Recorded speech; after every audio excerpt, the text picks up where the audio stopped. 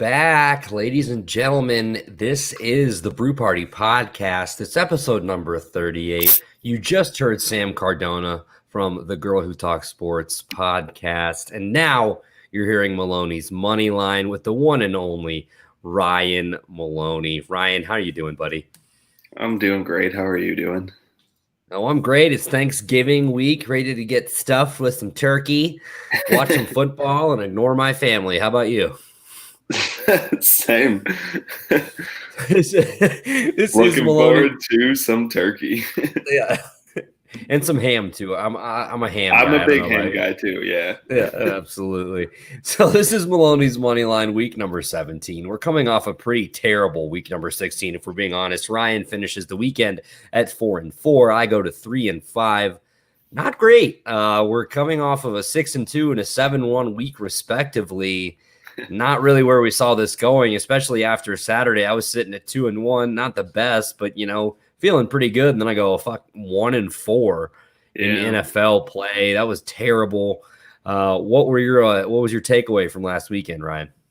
Yeah, I mean, it happens. You can't be hot every week, but apologies to the listeners if you tailed us last week. I know, it could have been worse, but it could have been a lot better. So we're back this week, and we're coming at you. Winners, winners, winners. Winners, winners, winners. We need it. We absolutely need it. So before we do get into those picks, let's review last weekend really quickly. I have this chart pulled up. So we both were on Minnesota -7. We were both also on the Dolphins -3.5. They don't come through. For only the second time this season, the Dallas Cowboys cover the spread. They win outright against Minnesota. Just a dog shit game. And then the Dolphins, they lose by 10 to the Denver Broncos in Denver. Tua doesn't look good. I believe only throws for 83 yards, gets replaced at the end of the game by Ryan Fitzpatrick. Sam and I just talked about this earlier, what we kind of thought about what's this going to do to Tua, if this was the right move, like or dislike. He said Fitzpatrick gave that team the best chance to win at the end. He does drive them all the way down the field, had that offense moving more than Tua did for most of the game. I will give him that, but throws the interception to Justin Simmons in the end zone, seals the game for Denver. Unfortunate for us, the first time that you have picked the Dolphins, Ryan, that they have not come through for you. Go through your emotions for me during that game. I'm a little disappointed, but I knew that first Dolphins loss was going to come soon, and it makes sense that it was in Denver. It's a hard place to play. But, I'm not giving up on the Dolphins. They'll be back stronger and better than ever this week. So fins up forever. Fins up forever. Yeah, it was. We probably should have seen that coming. Yeah. Just the one time it's not going to work out, especially in the fucking altitude in Denver. So we do have a listener comment I want to get to here real quick. Grant, can we talk about Brew and the Bucks? So if you've been following Brew's primetime picks, on Monday night he picks the Bucks yet again. Brew is now 0-3 when picking the Bucks in primetime. Tom Brady looked like shit yet again. Brew is addicted to betting on the Bucks. Ryan, I just don't know what to do. I actually loved the Rams going into the game. Yeah. but I faded him on Sunday night. He picked the Raiders on Sunday night, and they covered. So I think actually going into Monday, he was on like a 3-game winning streak. So I believe he's 8-4. Needs to stop picking the Bucks in primetime. The Bucks are 1-2 overall in primetime, but 0-3 against the spread this season.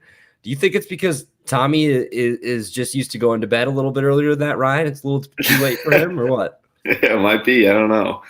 I thought it was going to be a good game. It came down to it, but I love that Brew keeps picking him. He's not giving up on the Bucks. Yes, you just got to keep his head down and trust the process. That's what he's doing. He's due. So I guess the next time he picks the Bucks, I'm gonna have to ride with it because it'll be like, well, it's bound to happen eventually. But yeah, stay tuned. Brew might have a special Thanksgiving pick tomorrow. We're gonna do a pick for the Dallas and the Washington football team game since the primetime Steelers and Ravens gets pushed back to Sunday. I think in a 1 o'clock start on Sunday on NBC. We will see about that. They can switch with the Bears and the Packers if they would like to. Let's talk a little Thanksgiving, since that is what it is. Molly checking in. Hello, Molly. How are you doing? Probably one room away from Ryan right now, but thank you for tuning in. Y'all are really cool. Did you know that? We are. That's why we do this, Molly. Get with the program. Okay. Yeah. But Thanksgiving, you said you're a turkey and a ham guy. What's the perfect Thanksgiving side, Ryan? Is it the gravy and the mashed potatoes, the stuffing, the cranberry sauce? What is it? Talk to me. Yeah, I mean, I don't side shame. I like Ryan Maloney, confirmed not a side shamer. No, I like them all, but I mean, I'm a huge fan of green bean casserole. I don't know why, I just love it. The French onions on the top. Oh, so good. But me and Molly actually got into a debate last night. The classic debate that you see every year is mac and cheese the Thanksgiving side, which I think it is. It's a side. She doesn't think so? No, but like, why not? I don't it's know. Absolutely a side, especially the home baked. You put the breadcrumbs in there. Yeah, dude, that's like a staple. Come on, absolutely. Molly. Yeah. See, I'm pretty simple. I love the rolls, mashed potatoes, and ham or turkey, dude. And I'm pretty sad. I'll make myself a little sandwich and just go about my day. Like I said, sit on the couch, start watching football. We got the Lions and the Texans, which doesn't seem like it's going to be a very good game. No. And then we have Dallas and the football team. Molly, we need to talk about pumpkin pie versus apple pie. We can get into that debate really quick. I don't really like either. I'm more of a chocolate mousse pie kind of guy myself. Yes, it is Carson's first Thanksgiving, Molly. She is just really blowing up this chat right now. But yeah, what's your take? Pumpkin pie or apple pie, Ryan? So, yeah, shortly after the bear versus rattlesnake debate, I think it was the night after or 2 nights after, we got into another debate about this. So she put up a poll on her Instagram story. I love pumpkin pie, don't get me wrong, but I'm just a bigger fan of apple pie. Heat it up, put some vanilla ice cream on top. I think it's amazing. I won that one. No big deal. No big deal. Yeah, except for the fact that it is. But they're both great pies. We don't need a pie shame either. No side shaming, no pie shaming. Either way, Thanksgiving 2020, it's going to be a weird one, folks. But happy Thanksgiving to you and yours, whether it's over Zoom or in your gathering with less than 10 people. You know how that goes, though. Let's talk a little bit more about sports. College basketball is back. Ladies and gentlemen, my Fighting Illini, number 8 in the country, hang 122 on NCAA in the opener. Adam Miller scores a record for a freshman in an Illini uniform with 28 points in his debut. The Illini break a program record with 17 total three-pointers in the game. They just couldn't miss. And if this team can add the three-pointer and hit that consistently throughout the year, watch the fuck out, folks. Next week, we got Baylor and we got Duke. Like your guy, Michael Giroux says, feed them to me. Let's go. But yeah, feeling great about the Illini. College basketball back as a whole is awesome. There were over like 93 games. So look out for more college basketball on our card, probably as the season goes on a little bit more, wouldn't you think, Ryan? Yeah, I mean, just like college football, I don't like to hop right in right away because college football, I know a decent amount about. It's, my favorite sport to pay attention to. But, college basketball, I love it, but just never have been a huge college basketball fan until March Madness. But, I'll give it a few weeks and, pay attention a little bit, and I'll make some picks eventually. Eventually, yeah. Ryan's...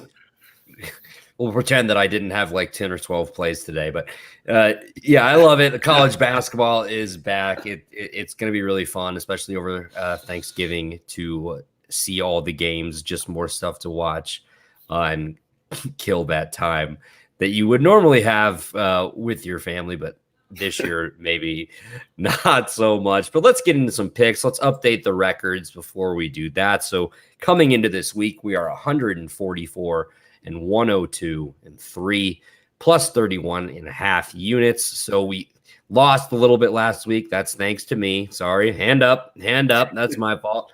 But we're still plus 30 units. So we're still over 30 units, plus 31.5. That's pretty damn good. 144 and 102. I believe our win percentage is still at 58 or 59%. It's plus money. I mean, it's not great, but as a gambler, I've said it before, that's what you want.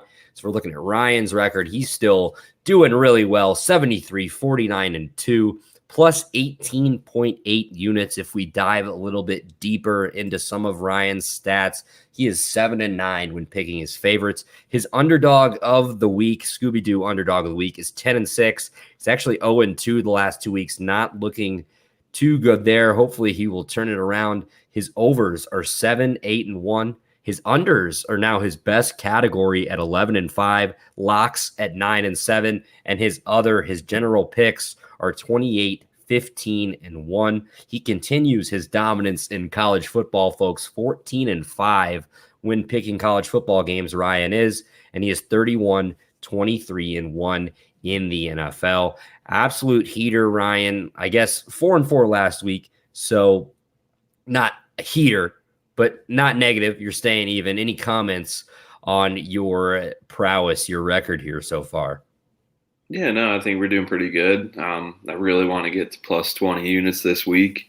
But yeah, I mean, obviously college football has been my hottest area. I probably should start picking a little bit more, but when I do pick them, I'm really confident about them. So I don't want to just start picking a bunch that I'm not confident in and ruin that record. But hoping to have a winning record this week. Yeah, I think your best area is your face, Ryan. Your best looking area, or whatever you just said. But yeah, let's move on to my record. I'll stop being creepy. So I'm 71, 53, and 1. Last weekend hurt me, so I lost about 2.2 units, I think, last weekend. Back down to 2 games under Ryan, so 71, 53, and 1, plus 12.7 units. If we're looking a little bit deeper into my records, it's all pretty much the same. So my favorites, my underdogs, my overs, and my locks are all 9-7. And then my unders are 8-8. And then my general picks are 29, 17, and 1. When picking college football, I also have 14 wins, but I have 14 losses. So I'm 14, 14, and 1. And my NFL picks are 32 and 26. Like I said last week, was my least favorite week of NFL action so far. I went 1-4 on my NFL picks. It was just not fun, especially with the whole Joe Burrow injury. It really just ruined my Sunday. So if you were to bet $100 on each one of Ryan and I's bets, something we like to keep track of, like we said, we're plus 31.5 units. So that would put you up $3,151.74. Like I said, that would be if you were to put $100 on each one of Ryan and I's bets through 16 weeks. Personally, I'm up plus 12.7 units, like I said. So I would be up 1,200. I'm sorry, I just clicked the wrong thing. Of course, $1,270.11. And then Ryan is up plus 18.8 units. So he'd be up $1,881.63. Last week, I was 3-5. Ryan was 4-4. We're looking to rebound off of that. I mean, before that, the week before that, I was 7-1 and Ryan was 6-2. So this was really a kick in the dick last week. But enough about last week. Let's get into this week. We love the board. Even if we hate the board, we love it, Ryan. You know how it goes. Let's start it off. You got your favorite of the week. Yep, favorite. I'm going Cardinals minus 2.5 at New England.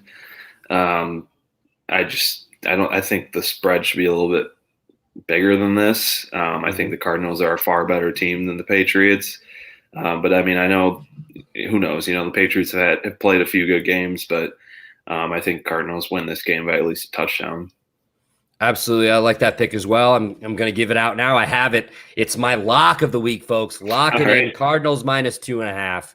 I just think they can easily win this game by a field goal. I don't trust New England and what Cam and this offense are doing. I just don't think they have enough weapons. The offensive line is not very good. I mean, this is a bounce back game situation here for the Cardinals. If you look at it, I have a couple things I wrote down about it. I just don't trust the New England's offense at all and bounce back game for the Cardinals. Like I just said, of course, I got to trust myself sometimes, huh, Ryan?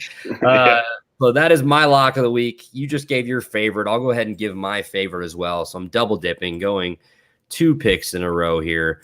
The Raiders going to Atlanta, -3, disrespectful line. The Raiders are, I'm not going to say just as good as the Chiefs because they lost to the Chiefs, but they are 1-1. They went to Kansas City and beat them. They are a team I can see with a similar trajectory as Tennessee, as I said earlier in this episode, with Sam Cardona, as they could potentially be that dark horse team in the AFC to make a run. They are also, I believe, 7-3 against the spread this year and 4-1 against the spread in their last 5 games. I'm riding that trend. Hammer it. My favorite of the week is the Las Vegas Raiders, -3. Trey Smith, Raid. All right, Ryan, let's go to our Scooby-Doo underdog of the week. What you got? All right, I'm going Panthers +4.5 at Minnesota. This is a Vikings team that I don't think is very good.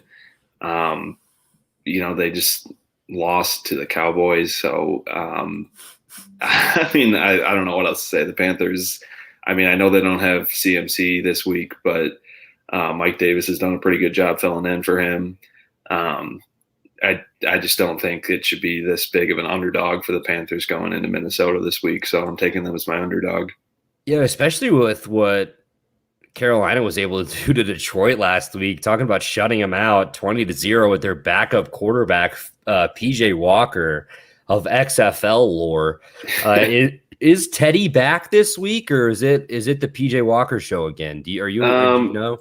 I'm not sure, but I know last week it was, pretty close to like Teddy. I think like ESPN Fantasy activated him and then deactivated him right after that. So I think he was almost going to play last week. I would imagine he's going to suit up this week.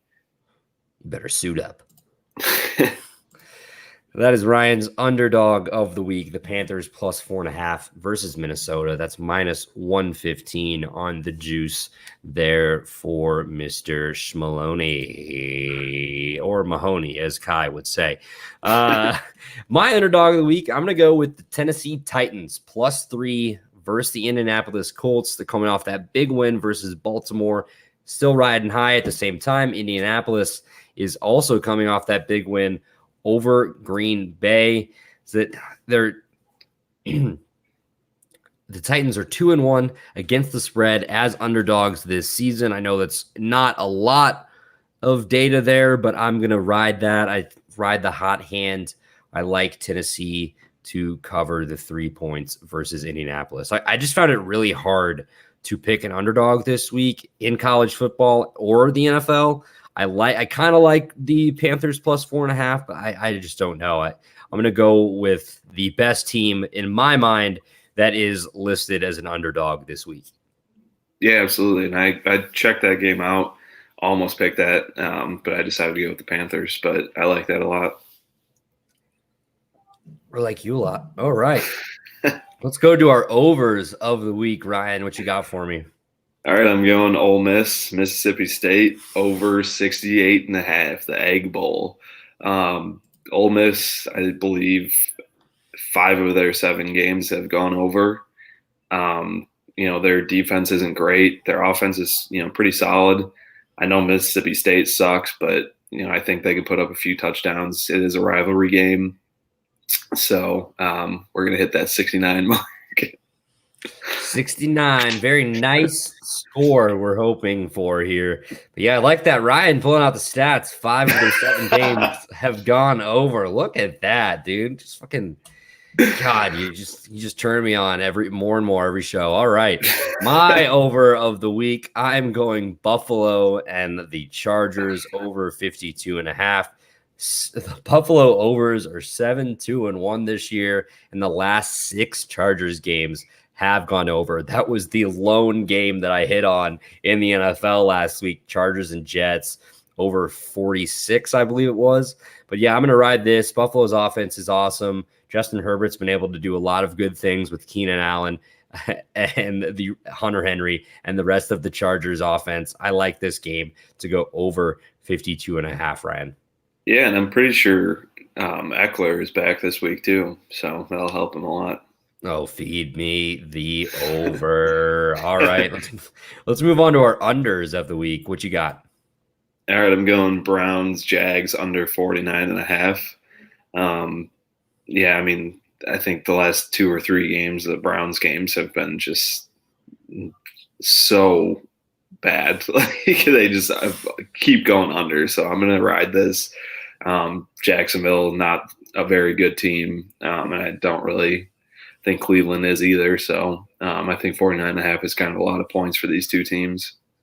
You're the second person on this episode to slander the Cleveland Browns, saying they're not too good. Sam Cardona from the Girl Who Talks Sports is also not sold on the Browns, despite the 7-3 record. Shocker! This is my under. Oh shit, that's not what I want. This is my under of the week as well, but I must have got it a little bit later than you did. It's jumped down to 49. I'll still take it. Cleveland's unders the last 5 games are 4-1, and Jacksonville is starting Mike Glennon. That's all you have to tell me. Mike Glennon's first start in 3 years since he was on the Bears and got replaced by Mitchell Trubisky. So yeah, feed me this Browns Jacksonville under. Look for the Browns to run the ball a lot, and it is in Jacksonville, so we don't have to worry about a slot fest or whatever different weather system is hitting Cleveland this weekend. Let's move on. We need your lock of the week. I already gave my lock of the week. All right, before I give the lock, here's a ridiculous tweet I saw earlier regarding Mike Glennon. Nice. All right, Mike Glennon got benched in 2017 for Mitch Trubisky, who got benched this year for Nick Foles, who got benched last year for Gardner Minshew, who got replaced by Lutton, who is now benched in favor of Mike Glennon. Full circle. It comes full circle. I think I said that with Sam. Yeah, I saw that tweet earlier, but that's absolutely insane. I love that. That's how it works out. We'll see what long neck Mike looks like on Sunday. I don't like his chances though. No. What's your lock of the week? All right, my lock. I think a lot of people know where this is going. Fins up. Dolphins -6.5 versus the Jets. I know it's week after week with me and the Dolphins, but I love them. They're such a fun team to root for, and they're playing the Jets. So I think they can definitely win this game by a touchdown. Their defense has been playing out of their minds recently, so I love it. Give me the Dolphins.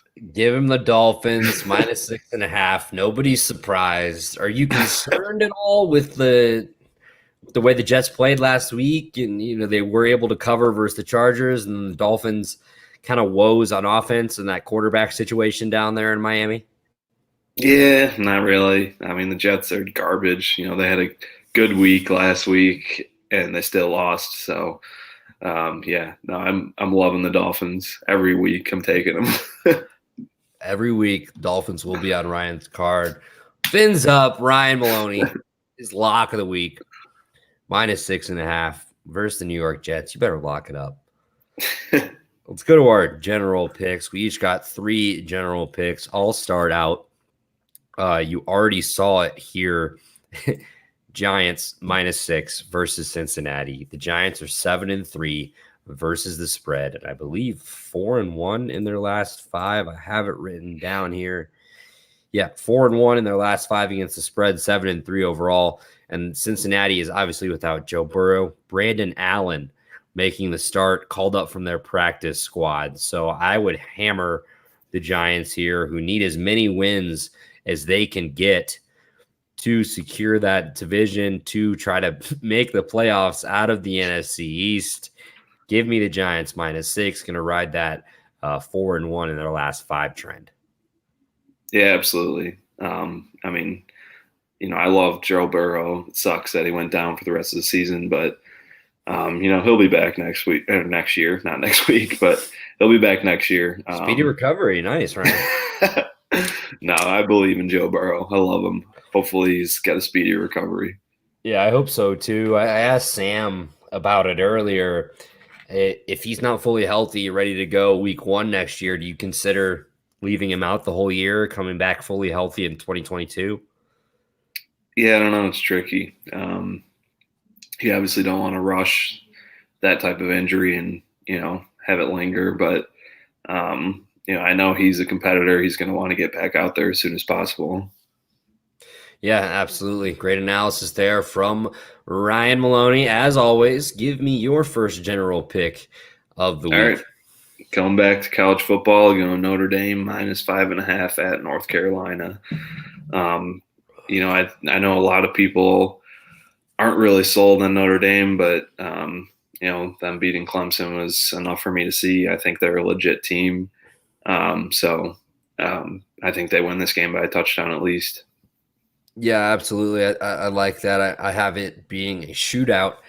Actually, this game is going to be featured on my card with my next pick. I'll get into that in just a second. But yeah, I thought it was interesting. I made an appearance on Review and Preview on Tuesday night, and one of their guys, good guy, Kyle Russo, says that Notre Dame has no chance to beat Clemson in the ACC championship game because Trevor Lawrence is playing, and that just makes no sense to me. DJ Ugalele threw for like almost 400 yards, if not over 400 yards against Notre Dame in the first game. What more is Trevor Lawrence going to do? Plus, Notre Dame was able to shut down Travis Etienne. So I don't know. I just think that's not a very good statement there. I mean, Notre Dame, in my opinion, has the best defense in the top 5. Obviously, do I think they would beat Alabama in a head-to-head matchup? I don't. I do think the Tide would win. But I think Notre Dame is better than people are giving them credit for this year. So Notre Dame -5.5 versus UNC. That game is at 2:30 Central Time on Friday. So look out for that one. And it is also on my card here. Notre Dame UNC over 68 at -109. I know that's a pretty high point total, but let me throw some stats at you here. North Carolina is averaging 563.4 total yards of offense and 43 points per game.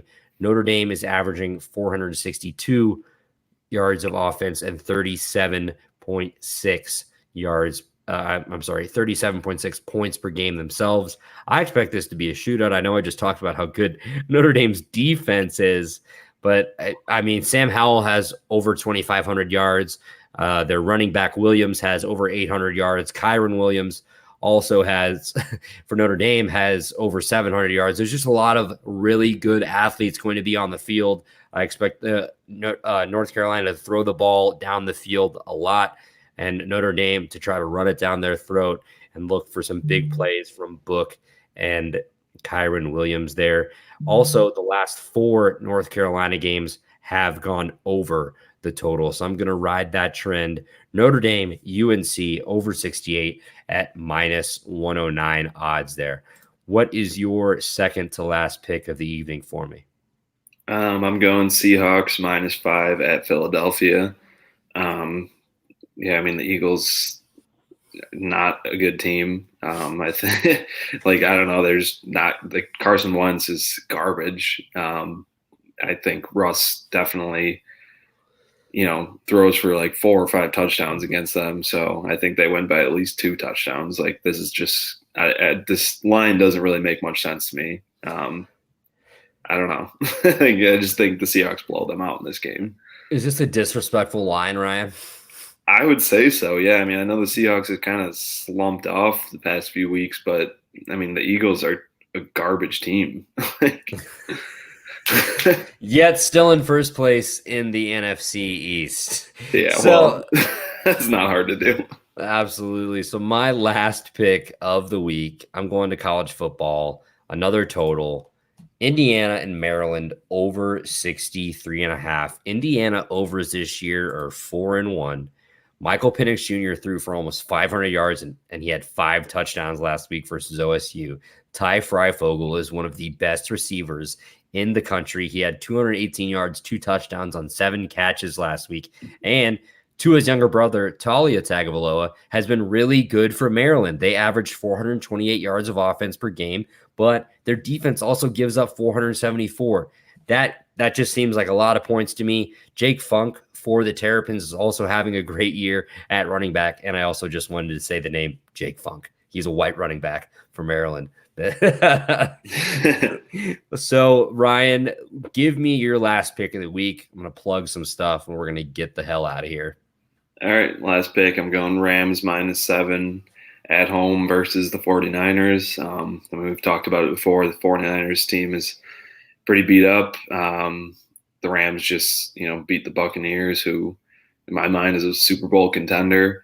So I think they can easily win this game by a touchdown. Yep, 49ers are very banged up. The Rams defense is just on one right now. They just can't seem to be stopped by any offensive line. We saw the 2 interceptions on Brady, putting pressure on him almost all game. I think the Rams are also a Super Bowl contender out of the NFC. You just never know what you're going to get with the Bucs. I think Brady tries to target Antonio Brown a little bit too much. I also think Arians kind of has Brady throwing the ball downfield, making longer throws than he's used to, when he could easily just carve up the defense with those short, quick throws where he's not going to make the mistake because he is Tom Brady. But that's neither here nor there. Rams -7 versus the San Francisco 49ers. There they are, folks. Your 16 picks for this weekend. Ryan and I are 144 and 102 and 3 plus 31.5 units. Ryan is 73, 49 and 2 plus 18.8 units. And I am 71, 53 and 1. Like I said, his best category is his unders at 11 and 5. Then I have 4 categories that all sit at 9 and 7. The only thing I'm not good at is, coincidentally, my unders are 8 and 8. We have a lot of great picks for you. This is a great episode. This is going to be coming out the audio version on Friday. So hopefully you're listening to this on Friday. Hello. Thanks for tuning in. This has been Maloney's Moneyline at week number 17 on episode number 38 of the Brew Party podcast. Please like, rate, comment, review, and subscribe. We can be found on Apple Podcasts, Spotify, Google Podcasts, iHeartRadio, TuneIn Radio, and now Pandora. We are a #Pandora podcast. Only took us 8 months, but we're there. Go find all of our content on any platform, wherever you get your podcasts, we're there. Or you can just type in www.thebrewparty.com. That has all of our episodes, all of our links on there. Ryan, this has been a wonderful episode. Thank you, as always, for joining me. Any closing thoughts for Thanksgiving and this weekend? Yeah, no, thanks for having me, and happy Thanksgiving, everyone. Eat lots of turkey. Try not to fight with your family, and be safe. Just a sage. You're just so wise, Ryan. Just words of wisdom there from Ryan Maloney. This has been episode number 38 of the Brew Party podcast. I'm Andy Hopper. Check out our live streams every week on our Facebook at the Brew Party podcast. They can be found on our Periscope at the Brew Party, or you can just find that through our Twitter if you don't know what Periscope is, at the Brew Party. We're also on Instagram at the Brew Party. And then if you like YouTube, go ahead and subscribe to us there as well. Just search the Brew Party in the search bar. Big things coming next week. We have a live stream on Monday afternoon, an interview with the one and only Reggie Corbin, one of the greatest University of Illinois running backs of all time. Reggie graduated last year, was on that team that went to the bowl game, had a great 4 seasons for the Illini, one of the most prolific runners and athletes to ever come through the program. And then on Wednesday, it's the return of the guys from the You Hate to See It podcast. Adam, Jeff, and Nick join me on Wednesday night. We are going to be doing something pretty fun. I don't want to spoil that yet, but it's something that we have not done on the Brew Party yet, something I'm super excited about. And then Ryan, we will be back next Thursday night with more winners for you. 144, 102, and 3. We're out, guys. Thank you so much for joining us. This has been Maloney's Moneyline on the Brew Party podcast. I'm Andy. He's Ryan. Let's bounce back. Let's get some fucking winners, because Lord knows my unemployed ass needs them. All right, guys, take it easy. Happy Thanksgiving to you and yours. Everybody stay safe. Don't be stupid. Wear a mask. And we're happy college football is back, or college basketball is back. Go Illini. Well, college football too, whatever. I like sports.